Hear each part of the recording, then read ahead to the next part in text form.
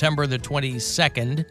Little ways off, but should be a good show. AXS.com for tickets, info, everything else. These two for you. Caller 10. You'll go to the show. Good luck. 216-578-1007 or 800-348-1007. The Alan Cox Show. Podcast anytime on our iHeartRadio app. Ooh, what's a podcast? Like a TV show, but without the pictures. Baby, that's called radio. What you're describing is radio. And live on the radio weekday afternoons. On 100.7 WMMS. Guardians ended up having a pretty good night in New York. They had one hit in 8.5 innings.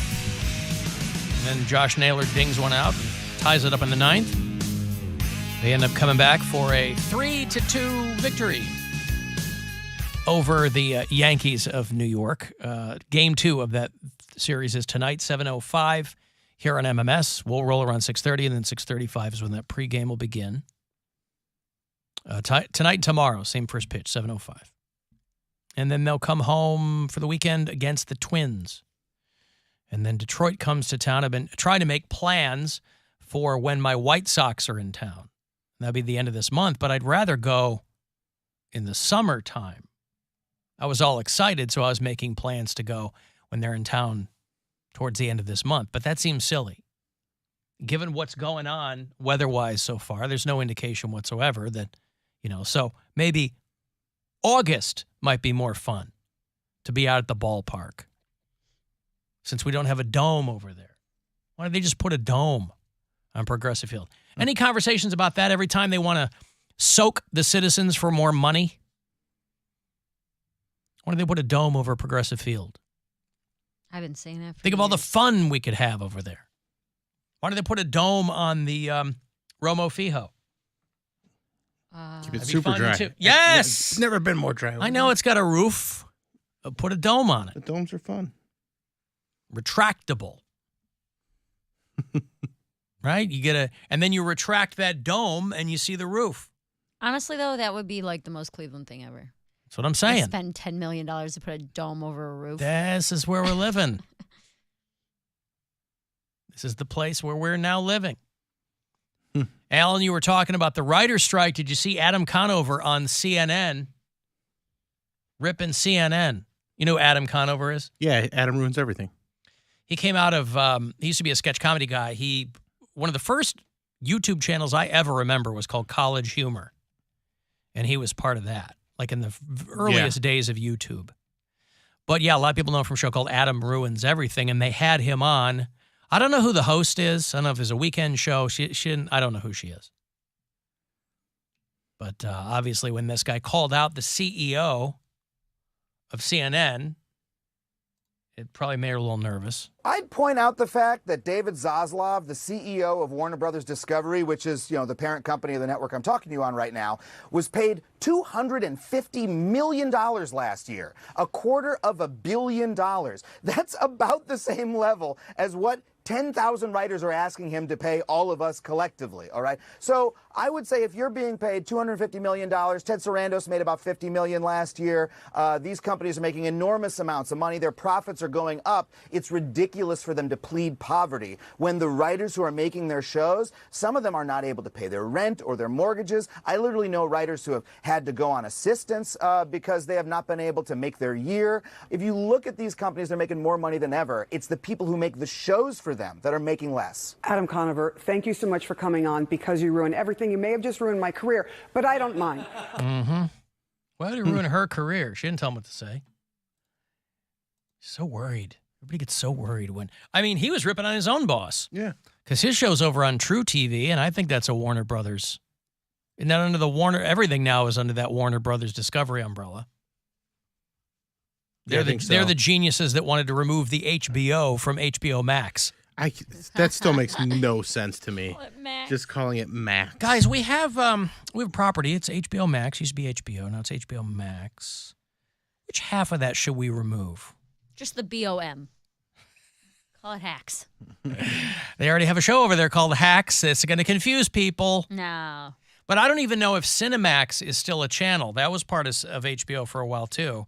I don't know if Cinemax is still an active cable channel, or if it was absorbed 3 or 4 corporate acquisitions ago. Don't know. I got money here for you, as promised. Another chance for you to grab a grand courtesy of the Buzzard Bookie. This is the last week for you to do it. So listen closely to every one of these, and I hope you win. This is your chance to bet with the Buzzard Bookie and win $1,000 now. Enter this nationwide keyword at WMMS.com. Fun. That's fun. Enter it now at WMMS.com. Alan, has Mary gotten her shoes? I will tell you when I get my shoes. I have not. I don't think I'm going to, because the guy emailed me like 2 days ago and was like, "Oh, they accidentally sent them to my house," and I was like, "Okay, well, here's my PO box again. You can send them to me." And they accidentally sent them to his house. Apparently, just go get them. Yeah, right. Just come on over. It'll be fun. You should have taken a picture of them, like proof, please. Like I'm really not that perplexed about it, and I truly don't believe it's going to happen. That's why I was like, "Oh, I can't believe you'd let someone send you $17 grand worth of stuff." It's never going to happen. Right. So there was no. We'll see. Although he did email me today and said, "Can I pay for your pedicure?" I said, "Sure. Here's my PayPal." See, this is how he backs off. Right. And still looks like a cool guy. I just don't understand the flex. I don't know if it's either. not going to happen. I don't know either. Guys are so weird. They are. They really are. They Guys make are no just sense. always like they've just recently taken blunt force trauma to the head. I never understand it. And Poundcake's got to deal with these dopes all the time. So, funny story is something that pertains to this, just how weird guys are. I have a friend of mine. We went on I think maybe like 2 dates, and we didn't even do anything. At the most, we probably kissed. And since that time, he was a friend before you did that, or no? No, I think we maxed on some dating app. I don't remember when. It was a while ago, very long time ago. But since then, we've became friends, and he has we don't really have deep conversations or anything like that, but he is a consistent texter. He will text me every morning, "Good morning, happy Tuesday, happy Wednesday, happy Thursday," whatever. Every morning. Every morning is consistent. Like, and that is thirsty. It's not even thirsty, because it's not. He's not trying to get any more information from me. He's not asking to have a conversation. I think he probably texts everybody. I'm not gonna pretend like I'm special. He probably texts everybody that. That's just the guy he is.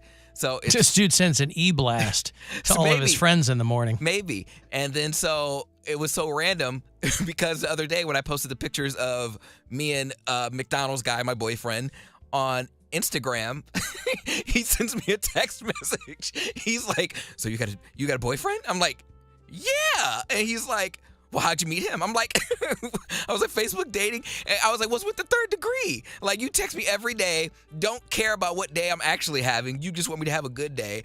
And it's all of a sudden he's trying to background you. He's breaking the template. Like, I made him break the template that he has. Template. The template. Just he's trying to break the template. the template. Uh-huh. I gotcha. He probably copy and paste everything. So I actually made him text for once and actually see what he has on his mind. I just found that so funny. I'm like, what made you break protocol and actually text me and want to have a conversation? And after I told him that, he's like, "Oh, is he local? Like, how'd you guys meet?" And I told him, and then he texted me this morning like, "Happy Tuesday." Have a good night. He's back to normal. Like, okay. Well, but just weird. Because you get those texts every morning, they probably don't require a response from you. But I do, because... But you do. You write back what you copy and paste. Thanks. Well, because, yeah, I'd send it back, a happy Tuesday or whatever. It's just my friends I talk to on a regular basis don't even text me that consistently. So that's what I'm saying. That's why this guy had an ulterior motive. I don't think he does, though. Because he could have done it. I don't get any nudes or anything like that. No, I don't mean that. He's playing it smart. He's just... That's a very long... I just don't think people have that patience. He's staying on background. What else he got to do? I don't know. I'm assuming he has a life, but if he's playing the long game, then well played, because that's a long game for... You wait. If things go south with McBoyfriend, this guy's going to be right in there. Hey, you need to talk? I don't think so. I think he might actually have a boyfriend. I don't know, because I don't check up on him like that. But you didn't ask him relevant questions that he was asking you? No, not at all. I assume... Does McBoyfriend... I bet McBoyfriend doesn't text you every morning. Yes, he does. Every morning? Yeah. We talk every morning. Is that wiener pig? Yeah, so Morning it's wood? like an actual picture of the Wienermobile. No, we have a conversation. He's actually away on business this week. Oh, business. Biznaz. Now, is he allowed to cheat because he's out of, like, is that a... If he does it respectfully, Is it- Bill, you know the rules. That's a respectful way to cheat, though, out of town, right? Yeah. In a hotel, mutual ground. Mm-hmm. It's like these tech bros that are married with families. These guys go wildin' when they go on a trip. That dude that got killed, the guy that founded Cash App, this is a big story a couple of weeks ago. This guy, Bob Lee, gets stabbed in the middle of the night on the street. He's on a business trip in San Francisco. He lives in Miami with his wife and his kids, and he's back in the Bay Area, right? He's a big tech guy. And he gets stabbed in the middle of the night and left for dead, and he ends up dying. And everybody runs with the story that it's completely random. I mean, there was no, at the time, there was no evidence to the contrary, but they were like, see, this is how bad San Francisco is. You can't go anywhere without getting murdered. That whole thing. Well, come to find out, it wasn't coincidental at all. This guy died at the hospital. He had booze, coke, ketamine, he had all this stuff in his system. This guy gets stabbed by a dude outside. So this Bob Lee, who's on a trip, was allegedly messing around with this woman, hot piece. You better be. She's like Iranian or something. She's to I mean, die oof. for. She's married to like a local plastic surgeon or something.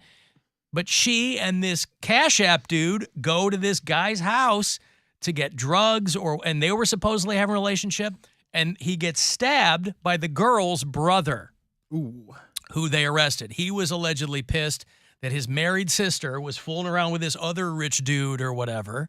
And so, not random at all, but this happens all the time. There was some other big businessman who, like, overdosed on a business trip. He like lives in North Carolina with his high school sweetheart. He goes to Miami. They find him at the bottom of a pool or something. You know, these guys get away from their families and they go bananas. And it's like, bro, maybe do some Zoom calls. If you can't handle your high, if you can't control yourself when you leave town, it's just wild. I wonder if it's not a matter of self-control or more a matter of I deserve this. Oh, I'm sure I work it's hard. I'm the breadwinner. I can do whatever I want. I'm sure. So not really self-control. Well, it's just like, it's still self-control. Tell Look, me I homie, can't. if you know you're that guy, yeah. just, didn't work out for Bob Lee. He's getting stabbed by some hot chick's brother. I mean, yeah. And it was another entrepreneur. So the original story is when the information trickles out, they go, oh, it's a guy that wanted Bob Lee to invest in his app, but he wouldn't do it. So he got mad and he left him on the street. Then it turns out like the guy's sister was maybe doing something with, they're both married, but this chick is hot, crazy foxy. But she's married to a plastic surgeon. Do you think she was always hot, or is that just the benefits of being married to a plastic surgeon? I mean, I think that you just have better working materials. Maybe he did some stuff on her. But like that whole Iranian, Armenian, like, man, you have so much great raw material with that. Anything where your name's like Ashian or Hashian or anything like that, man, you're doing great. This dude had 2 stab wounds to his chest and a 3rd in his hip. And they took him to the hospital. And everybody ran with how dangerous San Francisco is. Random crime in the middle of the night. It could have been. Never know. Could have been. It's still kind of random, but it's still. But he got like stabbed outside the yeah. lobby of a building or something. Yeah, it's wild. Here, let me show you this girl if you're watching the live stream. Okay. Whoop. What? Come on. Come on, man. Where'd it go? This thing's all jammed up today. I don't know what's going on with that. Man, I don't know. Anyway, she's crazy hot. Kazar Mameni. I don't know if that's her name or if it's hard to keep track. No, that's what you used to download files back in like 2006. That's the Sky Rizzy pharmaceutical name. Yeah.